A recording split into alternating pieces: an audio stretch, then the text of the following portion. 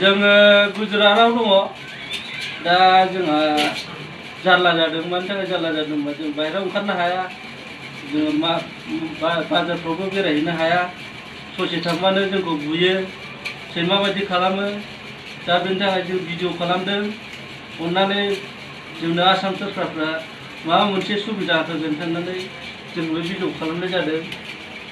दा जोंहा गथ' गथाय दं बिरादनो फेमिलिफोरबो दङ सेंग्रा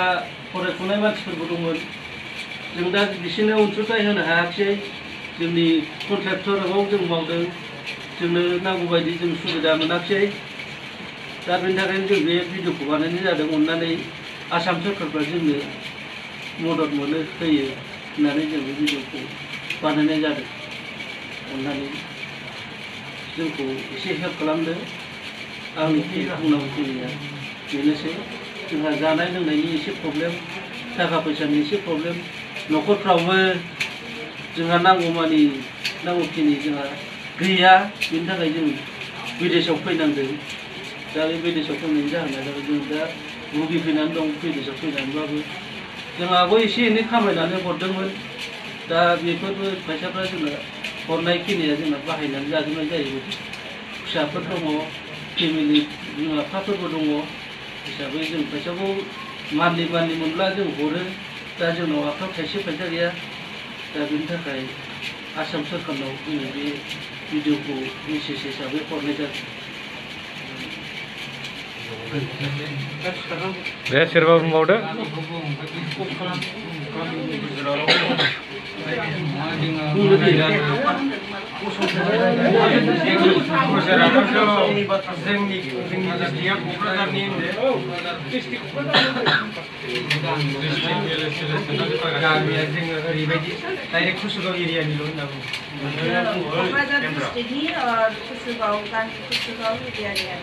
जोङो दा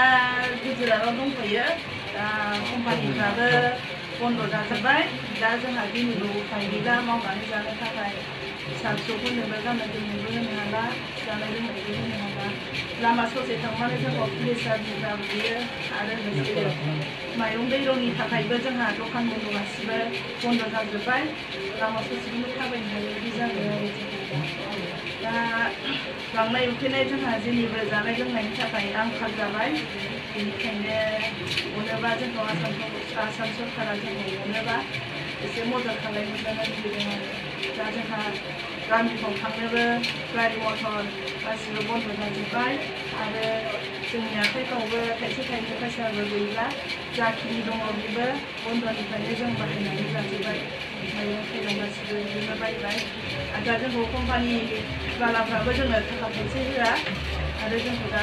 कम्पानिनि कन्ट्रेक्टफ्राबो जोंनो जानो थाखाय मोनसेबो सहाय होआ बेनि थाखायनो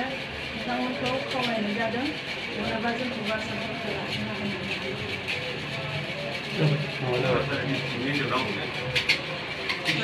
मानसि संखियाफोरखौ खिथादो मानसिया खैजन दङ जोङो मानसिफ्रा जोङो 45 जन दं माने 45 जोङो क'क्राझार डिस्ट्रिक्टनि बयबो अननानै हेल्प खालामदो आं बेखौनो आंनि गोसो गोरबोनिफ्राय नोंथांमोनाव गुरैयै खावलायहरनाय थाबाय